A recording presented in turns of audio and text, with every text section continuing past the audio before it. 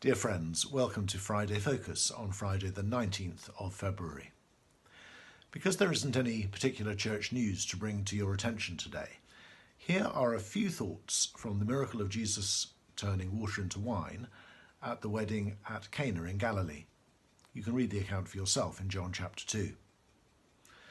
I'm always struck by this wonderful first miracle that Jesus performed and how it was that he chose to reveal his glory so that his disciples put their faith in him. So how did Jesus reveal his glory? Well, first, not in Jerusalem, but in Cana. You might have thought that Jesus would have begun his public ministry and performed his first miracle with great announcements, publicity and fanfares in the capital city. But no, Jesus chose an unknown village in Galilee at a wedding of an ordinary couple whose names aren't even mentioned. Jesus often works in unseen ways amongst ordinary people like us. He seldom works with great displays of power to thousands of people in important places and amongst so-called influencers. Secondly, Jesus displays his glory not by ignoring problems, but by providing.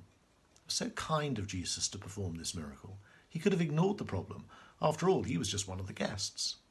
But running out of wine at a wedding reception was a disaster. It would be bad enough today, but in those days it could have opened the bridegroom up to lawsuits from the bride's family because he was responsible for providing for the week-long wedding feast. Well, Jesus saved the day by providing 150 gallons of wine. That's about 870 bottles or 72 cases. Well, that would have kept them going for a while. But Jesus is like that. He is brilliant at saving our lives from disaster, and to the extent that we let him take charge, he will save our lives from disaster. Thirdly, Jesus shows his glory not by providing plonk, but by providing premier crew. Having tasted the wine, the master of the banquet, having no idea where it's come from, draws the bridegroom aside and says, "Everyone brings out the choice wine first, and then the cheaper wine after the guests have had too much to drink. But you've saved the best wine until now." Jesus not only saves our lives from disaster, he makes everything infinitely better than they were before. He doesn't just give us our old lives back when we let him take charge. He transforms our lives and gives us life at its best, here and now, even when life is hard, challenging, and confusing. And fourthly, Jesus displays his glory not only by providing earthly wine, but by providing heavenly wine.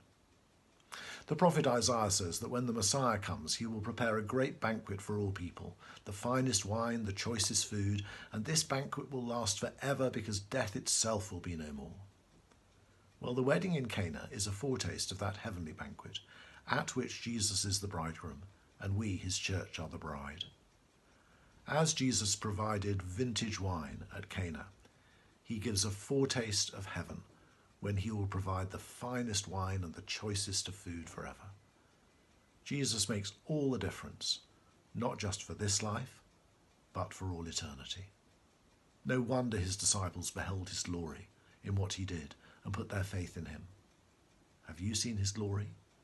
Have you allowed him to take control of your life? God bless you today.